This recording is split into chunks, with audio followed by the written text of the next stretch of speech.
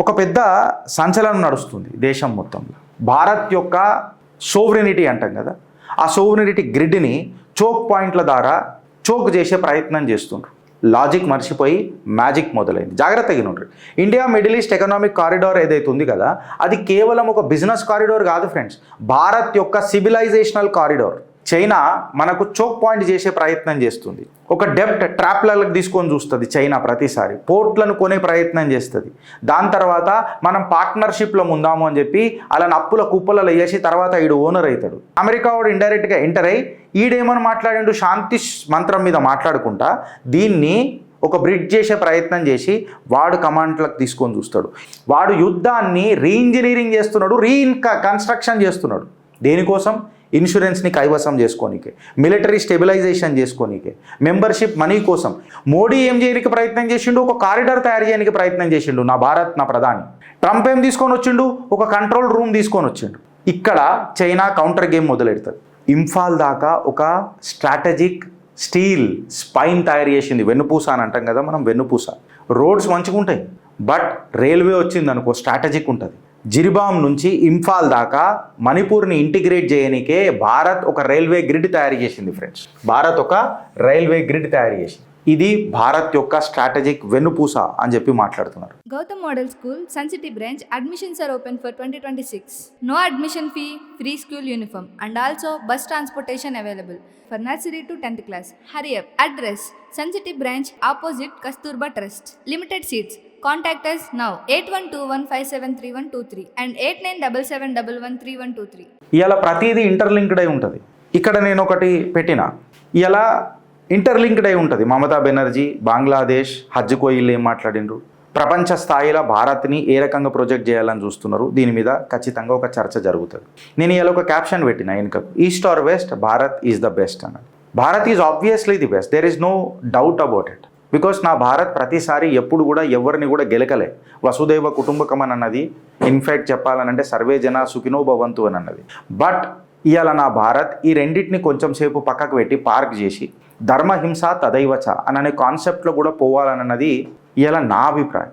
మీ అభిప్రాయం కూడా అదే ఉంటుందని చెప్పి నేను అనుకుంటున్నా. ఎందుకు అని అనేది ఒకసారి చూద్దాం. చైనా ఎక్స్పాండ్ చేస్తున్నది, తన క్లచెస్ మొత్తం తన ఆర్మ్స్ని ఎక్స్పాండ్ చేస్తుంది. ట్రంప్ కమాండ్ చేసే ప్రయత్నం చేస్తున్నాడు. భారత్ ఇది అర్థం చేసుకుని ప్రయత్నం చేస్తున్నది. సో చైనా యొక్క ఎక్స్పాన్షన్కి, ట్రంప్ యొక్క కమాండ్ సెంటర్కి, భారత్ యొక్క అండర్స్టాండింగ్ కల్చర్కి బ్రిడ్జ్ అయింది అని అనేది మాట్లాడదాం. యాక్చువల్గా ఈ ప్రైజ్ ఎవడు గెలుస్తాడు అని అనేది కూడా ఒకటి చూద్దాం. చైనా యొక్క గేమ్ ప్లాన్ ఏ రకంగా ఉంది మన అందరికీ తెలుసు. బెల్ట్ అండ్ రోడ్ ఇనిషియేటివ్, లేదా ఒక దేశాన్ని అప్పుల కుప్పలకు తీసుకొని వచ్చేసి దాన్ని చుట్టుముట్టి దాన్ని సర్వనాశనం చేసేస్తుంది. ఫస్ట్ ఆర్థికంగా, ఆ తర్వాత మిలిటరీ పరంగా చైనా ఎప్పుడు పోదు, ఆర్థిక ట్రాప్లో దించేస్తుంది. నువ్వు అమెరికా తీసుకున్నావు అని అనుకో, వాడు ఒక ప్లేబుక్ తయారు చేస్తాడు. ఫస్ట్ వాడు శాంతి మంత్రం అననే మాట్లాడతాడు, బోర్డ్ ఆఫ్ పీస్ అని మాట్లాడతాడు, తర్వాత కారిడార్లను కంట్రోల్ చేస్తాడు. వాడి దగ్గర ఏదో ఒక బాంబు ఉన్నదో పటాకు ఉన్నదో అని చెప్పి పోతాడు. పోయిన తర్వాత అక్కడ యుద్ధం చేస్తాడు. యుద్ధం చేసిన తర్వాత మొత్తం చోక్ పాయింట్ క్రియేట్ చేస్తాడు ప్రపంచానికి చోక్ పాయింట్ క్రియేట్ చేసినాక అక్కడ ఇన్సూరెన్సు ఇంకా ఇన్ఫ్లుయెన్సు కంప్లీట్గా వాడి కంట్రోల్లోకి తీసుకోనికే చూస్తాడు. ఈ కమాండ్ సెంటర్ని తీసుకొని చూస్తాడు. And this narrative is absolutely exclusive of చిత్రం. దీని మీద ఒకసారి మీరు ప్యాటర్న్ అర్థం చేసుకుంటారండి. సో ఇవాళ మళ్ళా మన దేశ ప్రధాని, నరేంద్ర దామోదర్ దాస్ మోదీ ఏ రకంగా అడుగులు వేస్తున్నాడు, ఏ రకంగా ముంగడికి పోతున్నాడు, ఏ రకంగా మన దేశాన్ని కాపాడే ప్రయత్నం చేస్తున్నాడు అని అనేది ఎలాంటి చిట్ట. ఒక పెద్ద సంచలనం నడుస్తుంది దేశం మొత్తంలో. భారత్ యొక్క సోవరెనిటీ అంటాం కదా, ఆ సోవరెనిటీ గ్రిడ్ని చోక్ పాయింట్ల ద్వారా చోక్ చేసే ప్రయత్నం చేస్తుండ్రు. ఎట్లా గిరీష్ అని చెప్పి మనం మాట్లాడితే మనం అర్థం చేసుకోవాల్సిన కాన్సెప్ట్ ఏంటనంటే ఫ్రెండ్స్, ఒక సోవరెన్ గ్రిడ్ నడుస్తుంది భారత్ మీద. ఇది మన భారత్. ఇక్కడ మన భారత్ ఉన్నప్పుడు ఒక చోక్ పాయింట్ వచ్చేసి మన భారత్ దగ్గరనే సిలిగురి కారిడార్, ఇంకొకటి వచ్చేసి ప్రపంచానికి స్ట్రైట్ ఆఫ్ హోర్ముజ్, ఇంకొకటి వచ్చేసి సూయజ్ కెనాల్, ఇంకొకటి వచ్చేసి బాబ్ ఎల్ మండేడ్. ఇరానోడు నీకు స్ట్రైట్ ఆఫ్ హోర్ముజ్ మీద కబ్జా చూపుతున్నాడు, నీకు బాబ్ ఎల్ మండేడ్ మీద కూడా నీకు మీద దాడి చేస్తా అని చెప్పి అక్కడ ఉన్న గల్ఫ్ దేశాలకు హెచ్చరిక జారీ చేస్తున్నాడు. మళ్ళీ ఈ చోక్ పాయింట్లు ఇప్పుడు ఏమైపోయినాయి అంటే కేవలం ఇవి ఒక జాగ్రఫిక్ మ్యాప్లలో జాగ్రఫీలాగా మిలిగిపోలే. Strait of Hormuz, Bab el Mandeb and Suez Canal, Siliguri, ఇవన్నీ ఇలా ఒక దేశానికి సంబంధించిన మ్యాప్లలోనే లేవు. ఇవి ఒక ప్రెషర్ పాయింట్స్ అయిపోయినాయి. ఎవడైతే ఈ చోక్ పాయింట్లను కంట్రోల్ చేస్తాడో వాడే ప్రైస్లను కంట్రోల్ చేస్తాడు, వాడే ఇన్సూరెన్స్ని కంట్రోల్ చేస్తాడు, వాడే మిలిటరీ మూమెంట్లను కంట్రోల్ చేస్తాడు, వాడే పొలిటికల్ ఒబీడియన్స్కి తాజ్ తఖ్త్ మీద కూర్చుంటాడు. అంటే రూట్ కంట్రోల్ చేస్తేనే నువ్వు రెజిమ్ కంట్రోల్ చేస్తావు ఫ్రెండ్స్. First point. ఇప్పుడు మోదీ ఈ స్ట్రేట్ ఆఫ్ హోర్మూజ్ మీద చోక్ అవుతుందని చెప్తే ఇది ఎప్పటికైనా ఒక పాయింట్ కాబట్టి G20 సమిట్లా మోదీ దీని మీద ఒక ప్లాన్ చెప్పిండు. మోదీ సర్కార్ ఒక ప్లాన్ చెప్పింది. ప్రపంచవ్యాప్తంగా అన్ని దేశ ప్రజలు వచ్చి ఇక్కడ కూర్చొని ఉన్నారు. ఇక్కడ కూర్చొని ఉన్నప్పుడు డిస్కషన్ అవుతున్నప్పుడు జరిగిన డిస్కషన్ ఏందనంటే, బాస్ ఎప్పుడైతే స్ట్రేట్ ఆఫ్ హోర్మూజ్ లాంటివి చోక్ అవుతాయో, పాకిస్తాన్ లాంటి తీవ్రవాద దేశంలో ఏవైతే పంచాయతీలు అవుతాయో అప్పుడు ప్రపంచం మొత్తం కన్ఫ్యూజన్లకు దిగిపోతుంది, ఒక logistics supply chain break down అవుతుంది. దీన్ని మనం ఏం చేద్దాము అని అంటే ఇండియా మిడిల్ ఈస్ట్ ఎకనామిక్ కారిడార్ని ప్లాన్ చేసింది. ఇండియా మిడిల్ ఈస్ట్ ఎకనామిక్ కారిడార్ని ఎప్పుడైతే ప్లాన్ చేసిందో, భారత్ తన ప్లాన్ చెప్పినప్పుడు యావత్ ప్రపంచ దేశాలు మొత్తము భారత్కి సపోర్ట్లు కొట్టినాయి. ఇన్ఫ్యాక్ట్ ట్రంప్ కూడా this is a phenomenal plan అని చెప్పి ప్రతి ప్రపంచ దేశాలు దీనికి జై కొట్టినాయి. ఇక్కడ అసలైన సిసలైన మ్యాజిక్ మొదలైంది. లాజిక్ మర్చిపోయి మ్యాజిక్ మొదలైంది. జాగ్రత్తగా ఉండండి. India Middle East economic corridor ఏదైతే ఉంది కదా, అది కేవలం ఒక బిజినెస్ కారిడార్ కాదు ఫ్రెండ్స్, భారత్ యొక్క సివిలైజేషనల్ కారిడార్. ఎందుకు అని అంటే ఎప్పుడైతే మనం IMEC India Middle East economic corridor అని చెప్పి మాట్లాడుతున్నామో, దీన్ని మనం ఎందుకు వాడుతున్నాము అని అంటే చైనా మనకు చోక్ పాయింట్ చేసే ప్రయత్నం చేస్తుంది. చైనా ఎట్లా అని అనేది ఇప్పుడు నీకు మ్యాప్స్లలో చూపిస్తా. ఒక డెప్ట్ ట్రాప్లకు తీసుకొని చూస్తుంది చైనా. ప్రతిసారి పోర్ట్లను కొనే ప్రయత్నం చేస్తుంది. దాని తర్వాత మనం పార్ట్నర్షిప్లో ఉందాము అని చెప్పి అలా అప్పుల కుప్పలలో వేసి తర్వాత ఈడు ఓనర్ అవుతాడు. ఇవాళ ఇండియా ఏం చేస్తున్నదంటే పోర్ట్ల ద్వారా, రైల్వే నెట్వర్క్ల ద్వారా గల్ఫ్ని కనెక్ట్ చేసే ప్రయత్నం చేస్తుంది. గల్ఫ్నే కాకుండా అక్కడి నుంచి పవర్ గ్రిడ్లు, డేటా కేబుల్స్, ఫైనాన్స్ మెకానిజంలు కూడా వేసి కంప్లీట్గా భారత్ నుంచి యూరప్కి కనెక్షన్ ప్లాన్ చేసింది భారత్. ఈ ప్లాన్ ఎప్పుడు డిస్కస్ చేసారు? G20 సమిట్లా India Middle East economic corridor కిందికి దీన్ని మాట్లాడి భారత్ ఏమన్నది, ఏషియాస్ ఫ్యూచర్ అనేది బీజింగ్ రాసుడు కాదు, భారత్ రాస్తుంది అని చెప్పి ఒక గొప్ప నిర్ణయం తీసుకున్నారు. మన చైనా ఏం చేసింది ఫ్రెండ్స్, అది డిపెండెన్సీ అంటే చైనా మీద ఆధారపడేటట్టు బిల్డ్ చేసింది. But India Middle East economic corridor ఏం చేసింది, డిగ్నిటీని ప్రామిస్ చేసింది. నువ్వు డిపెండెన్సీ కాకుండా డిగ్నిటీ కాడికి వచ్చినావు అనుకో, పార్ట్నర్షిప్లోకి వచ్చినావు అనుకో, నీకు కూడా సేమ్ హక్కు ఉంటుంది కదా. ఇక్కడ ట్విస్ట్ మొదలవుతుంది. ఎట్లా గిరీష్ అని చెప్పి మనం మాట్లాడితే, సో ఇప్పుడు నేను మీకు చెప్పింది ఒకసారి మీరు మ్యాప్లో చూడండి.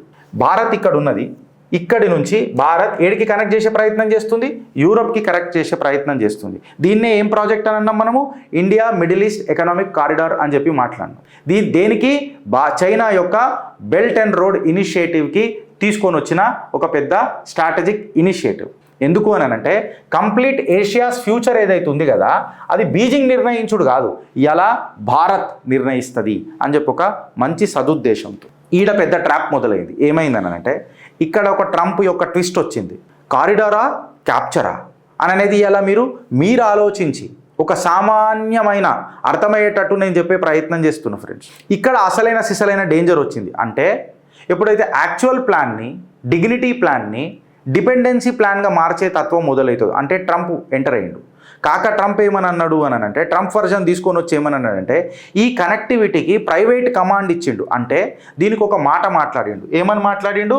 బోర్డ్ ఆఫ్ పీస్ అని చెప్పి మాట్లాడిండు. ఒక కంట్రోల్ రూమ్ క్రియేట్ చేయడానికి ప్రయత్నం చేశాడు. అంటే ఒక బోర్డు రూమ్ తయారు చేసిండు. ఆ బోర్డు రూమ్ వచ్చింది ఏంటంటే చైర్మన్ ఉంటాడు.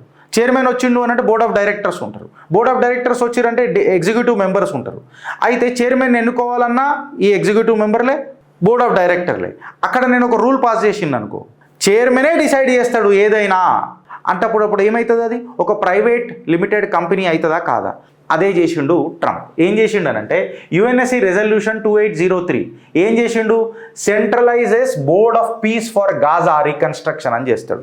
ఈ India Middle East economic corridor చేసే టైంలలోనే చైనా అర్థం చేసుకుందా, పాకిస్తాన్ అర్థం చేసుకుందా జరిసే పక్కకు పెడితే డైరెక్ట్గా హమాసోడు వచ్చి ఎవడి మీద అటాక్ చేస్తాడు? ఇజ్రాయెల్ మీద అటాక్ చేస్తాడు. హమాసోడు వచ్చి ఇలా ఇజ్రాయెల్ మీద అటాక్ చేయగానే ఖచ్చితంగా ఏదైతే ఈ లాజిస్టిక్ పార్ట్నర్ మన ఇజ్రాయెల్ ఉండెనో ఖచ్చితంగా దానికి ఎఫెక్ట్ పడ్డది.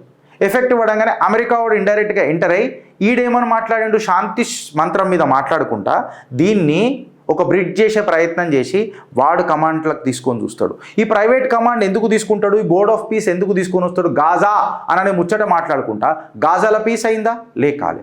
బాంబులు ఆపిండా, లే ఆపలే. విధ్వంసం ఆపిండా, ఆపలే. ఇంకా చెప్పాలంటే స్ట్రైట్ ఆఫ్ హోర్మూజ్ని కూడా చోక్ చేసిండు. అంటే వాడు యుద్ధాన్ని రీఇంజనీరింగ్ చేస్తున్నాడు, కన్స్ట్రక్షన్ చేస్తున్నాడు. దేనికోసం?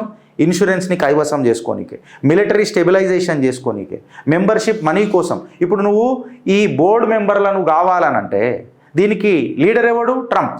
ఇది మళ్ళీ వాషింగ్టన్తోనే మన సంబంధం ఉందా? లేదు. దీనికి ప్రైవేట్ కమాండ్ పెట్టిండంటే ట్రంప్ లైఫ్ లాంగ్ ఉంటాడు. ఇక ట్రంప్ చెప్పినోడే అవుతాడు. నెక్స్ట్ ఎవడన్నా ఆడ చైర్మన్ కావాలంటే మళ్ళీ ఎవరు చెప్పాలా? రూల్స్ అట్లా రాసిండ్రు, ట్రంపే చెప్తాడట. సో ఇది ప్రైవేట్ లిమిటెడ్ కంపెనీ అయిపోయింది కదా. అంటే ఒక మిలిటరీ గవర్నెన్స్ ఓడిస్తాడు. ఇప్పుడు ఒక దేశం ఇయ్యది, ఒక ప్రభుత్వం ఇయ్యది, యునైటెడ్ నేషన్స్ ఇయ్యది. కేవలం అండ్ కేవలం చైర్మన్ సెంట్రిక్ గవర్నెన్స్ ఉంటుంది చూడు. ఒక ప్రైవేట్ కంపెనీ వీళ్ళకు సెక్యూరిటీ ఇస్తుంది. మీకు అర్థమైందా అంటున్నా. మోడీ ఏం చేయడానికి ప్రయత్నం చేసిండు? ఒక కారిడార్ తయారు చేయడానికి ప్రయత్నం చేసిండు. నా భారత్ నా ప్రధాని. ట్రంప్ ఏం తీసుకొని వచ్చిండు? ఒక కంట్రోల్ రూమ్ తీసుకొని వచ్చిండు. ఇక్కడ చైనా కౌంటర్ గేమ్ మొదలెడుతుంది. ఎట్లా అనంటే BRI రోడ్ ఇనిషియేటివ్ అంటారు కదా, belt and road initiative of China అని అంటాం కదా. దీన్ని ఆడ ఏం చేసిండు అని అంటే భారత్ని చుట్టుముట్టే ప్రయత్నం చేసిండు. ఏ రకంగా అనేది మీకు చెప్తా. ఇప్పుడు బోర్డ్ ఆఫ్ పీస్లో ఏమైంది ఫ్రెండ్స్, మీకు జర్ర దాని మీదకి వస్తా. దానికంటే ముందు జర్ర చెప్తున్నా. చైర్మన్ ఉంటాడు. చైర్మన్ ఏం చేస్తాడు? ఇది అందరినీ కంట్రోల్ చేస్తాడు. గాజా రిస్ట్రక్షన్ పేరు ఇది ఆల్రెడీ మనం మాట్లాడినాం కాబట్టి మీకు నేను జస్ట్ చూపిస్తున్నా. ఇప్పుడు నెక్స్ట్ ఏమైందని అంటే గ్లోబల్ కనెక్టివిటీలో అక్కడ మనం తీసుకొని చూస్తే ఈడుకొద్దాం. చలో డైరెక్ట్ ఈడుకో. చైనా మనకేం చేయడానికి ప్రయత్నం చేసిందనంటే చైనా నీకు ఇక్కడ భారత్కు ఒక చోక్ పాయింట్ క్రియేట్ చేసింది, శ్రీలంక ద్వారా నీకు ఒక చోక్ పాయింట్ క్రియేట్ చేసింది, గ్వాదర్ ద్వారా నీకు ఒక చోక్ పాయింట్ క్రియేట్ చేసింది. ఏ రకంగా? కంప్లీట్గా గ్వాదర్ ఇక్కడ, ఇగో ఇక్కడ హాబన్టోటా అని. సో భారత్ని సర్కిల్ చేసింది, స్ట్రాటజిక్ సర్కిల్ చేసింది. ఇది ఏమవుతుంది అని అంటే ఖచ్చితంగా నీ నార్త్ ఈస్ట్ని కంప్లీట్గా నీతోని దూరం చేసే ప్రయత్నం చేస్తుంది. అంటే నార్త్ ఈస్ట్ నీ భూభాగమైన అదొక రిమోట్ జాగ్రఫీ అయిపోయేటట్టు ప్రయత్నం చేసేది అంచలంచలుగా చేసుకొని వచ్చింది. అంటే ఈస్ట్ గేట్ ఆఫ్ భారత్ ఏదైతుంది చూడు ప్రపంచానికి, దాన్ని చోక్ చేసే ప్రయత్నం చేసింది. భారత్ ఏం చేసింది అని అంటే ఈడేమో మనని సర్కిల్ చేసి మొత్తం ఖతం చేద్దామని చూస్తే భారత్ ఏమో ఎగ్జిట్ గేట్లు తయారు చేసుకుంటూ పోయింది, చైనాకు కౌంటర్ ఇచ్చుకుంటూ తయారు చేసుకుంటూ పోయింది. మీకు అర్థమవుతుంది కదా ఫ్రెండ్స్. ఒక దగ్గరనేమో పాకిస్తాన్ని పెట్టి చైనా ఆడింది. ఇగో ఈ మ్యాప్ ఇక్కడ వీళ్ళందరూ గ్రే కలర్లో పెట్టినా, నేను పాకిస్తాన్ ఒకటే నేను వేరే కలర్లో పెట్టిన. ఈడ పెట్టి భారత్ని పెట్టి India Middle East economic corridor ఆపనీకే ప్రయత్నం చేసింది. ఈడ దరిద్రం ఏమైందనంటే ట్రంప్ లాంటి ఒక బిజినెస్ పర్సన్ వచ్చి, వ్యాపారి వచ్చి దీన్ని చెక్ పెట్టిండు. నౌ ఇప్పుడు మన ఈస్టర్న్ కారిడార్ని కూడా భారత్ని సర్కిల్ చేసింది. కంప్లీట్గా సర్కిల్ చేస్తే మనం ఏం చేస్తున్నాము అని చెప్పి మనం మాట్లాడితే కంప్లీట్గా ఒక ఎస్కేప్ రూట్ ప్లాన్ చేసిండు మోడీ.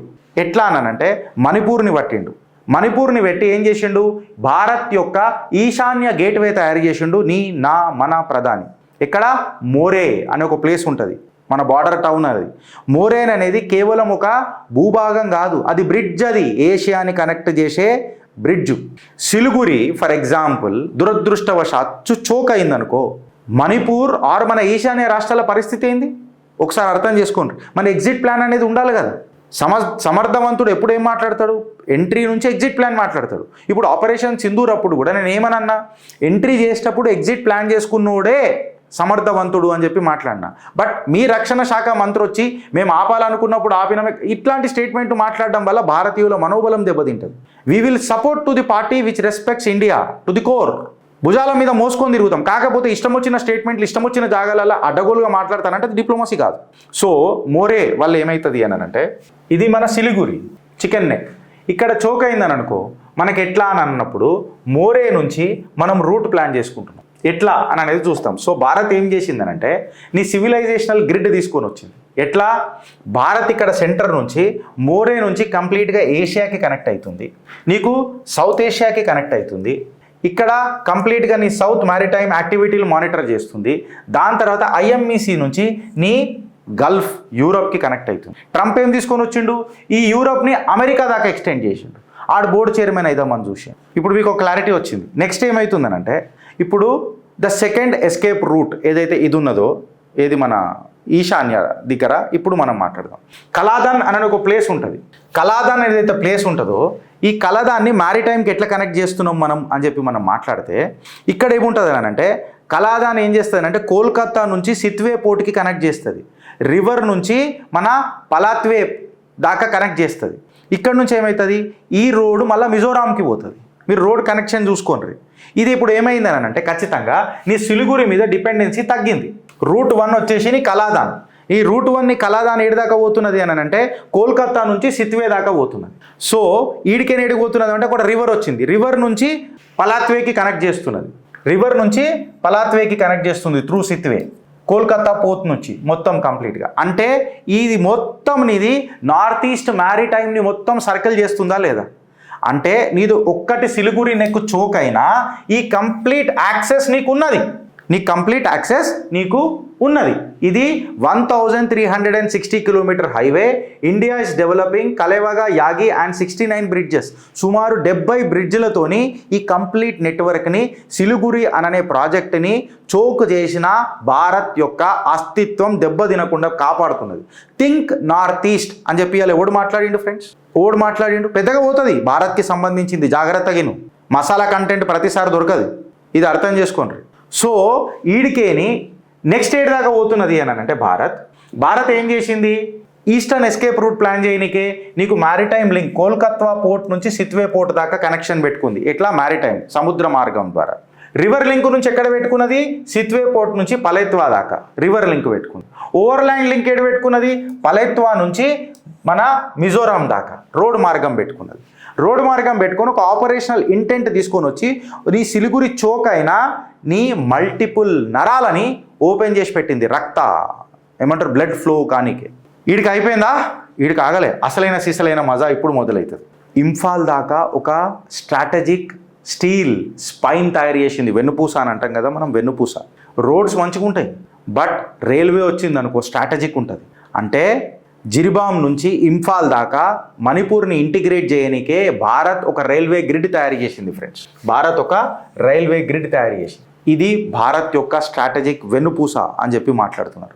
ఎట్లా అనంటే నువ్వు నార్మల్గా రోడ్ వేసుకున్నావు అనుకో, రోడ్లలో ఒక ట్రక్ వస్తుంది, 2 ట్రక్లు వస్తాయి, 3. అదే ట్రైన్ ఒకసారి కదిలిందంటే సప్లై చైన్ మొత్తం ఒక్కసారి కదులుతుంది. అంటే నీకు సివిలియన్ సప్లై చేయాలన్నా, మిలిటరీ సప్లై చేయాలన్నా, సెక్యూరిటీ లాజిస్టిక్స్ సప్లై చేయాలన్నా ఈ టనల్ కొట్టి నడుపుతున్నారు అని అంటే పోరగల్ల మజాకా.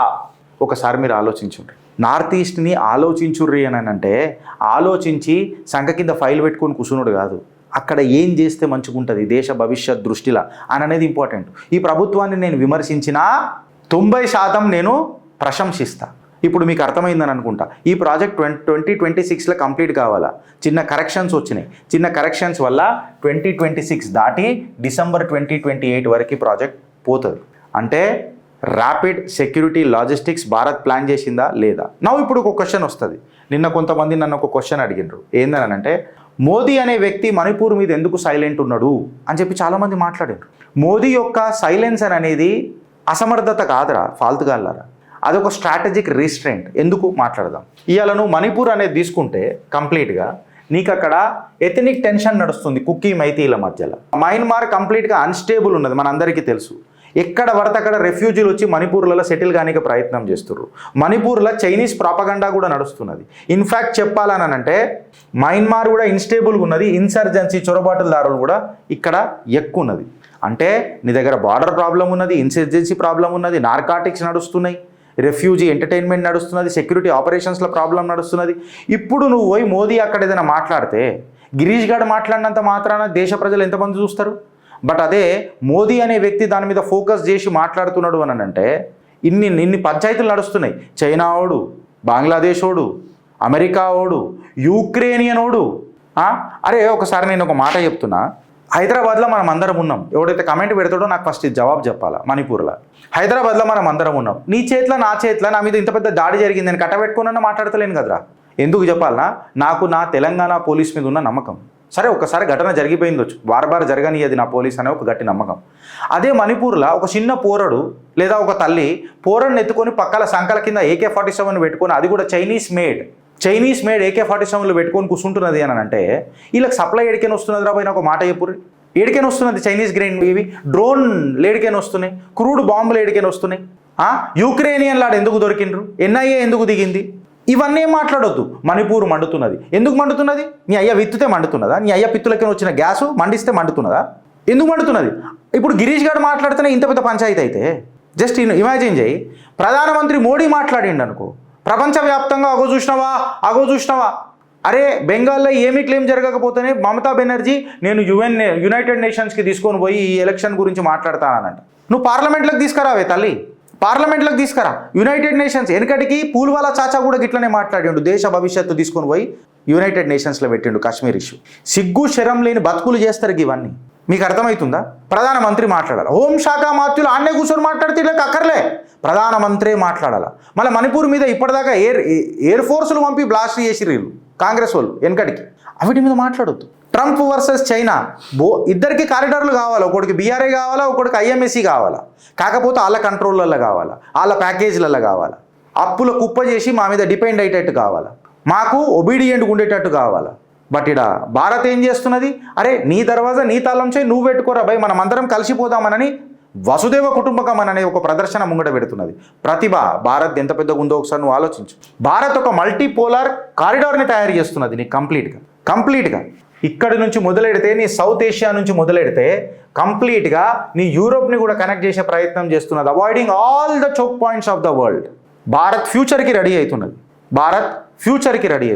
ఇది ఒకటికి అర్థమవుతలేదు. ఇవాళ కేవలం కొట్లాట అనేది బార్డర్ మీద లేదు ఫ్రెండ్స్, కొట్లాట అనేది నీ పోర్ట్లలో ఉన్నది, కొట్లాట అనేది నీ పైప్ లైన్ల మీద ఉన్నది, కొట్లాట నీ రైల్వేస్ మీద ఉన్నది, కొట్లాట నీ ఇన్సూరెన్స్ మీద ఉన్నది, నీ డిజిటల్ పేమెంట్ల మీద ఉన్నది, కారిడార్ల మీద ఉన్నది, ఇన్ఫ్యాక్ట్ చెప్పాలని అంటే నీ ఇంటర్నెట్ మీద ఉన్నది, సైబర్ వార్ఫేర్ మీద ఉన్నది. భారత్ కంప్లీట్గా ఒక ప్రిన్సిపల్ పెట్టుకొని పోతున్నది, కనెక్ట్ అయిదాం కలిసి ఉందాం అనే తత్వంలా భారత్ పోతున్నది. వీళ్ళు దీని మీద ఏమైనా మాట్లాడగలుగుతారా? ఎందుకు అనంటే ఒకటే మాటలో చెప్పాలని అంటే ఫ్రెండ్స్ అందరికీ, ఇవాళ భారత్ తన సోవరినిటీ ఫ్యూచర్ని కాపాడుతున్నది. ఇది కేవలం ఒక బార్డర్కి కాదు, ఐఎంఈసీలో భారత్ని పార్ట్నర్షిప్ చేసుకొని ముంగడు పోతున్నారు. ఇక్కడనేమో మనం అందరినీ కలుపుకొని పోతున్నాం, భారత్ని ఆత్మనిర్భర్ చేసుకుంటూ పోతున్నాం. ఈశాన్యం దిక్కు అంటే భారత్ ఇండిపెండెంట్ అయిదామని చూస్తుందా లేదా? అందులో అన్ని దేశాలను కలుపుకొని పోతున్నది. బట్ ట్రంప్ గాడు ఏం చేస్తున్నాడు? ప్రైవేట్ కమాండ్ తీసుకొని వచ్చి ఎక్స్పోజ్ అవుతున్నాడు. చైనా డెప్ట్ ట్రాప్ చేసి ఎక్స్పోర్ట్ అవుతున్నాడు. మీకు అర్థమవుతుందా ఫ్రెండ్స్? కంప్లీట్గా ప్రపంచం ఏడదాకా పోతున్నది అనేది ఒక ఆలోచన మీకు అర్థమవుతుందా అని చెప్తాం. సో ట్రేడ్ రూట్ అనేది చాలా ఇంపార్టెంట్. టోల్ ఎంపైర్ అనేది వద్దు. చైనా మనల్ని చుట్టుతే దానికి ఎగ్జిట్ పాయింట్ కూడా దేశ ప్రధాని తీస్తున్నాడు. దీని మీద మీ అభిప్రాయం ఏందో జర నాకు చెప్పురి ఫ్రెండ్స్. భారత్ మాతాకి జై.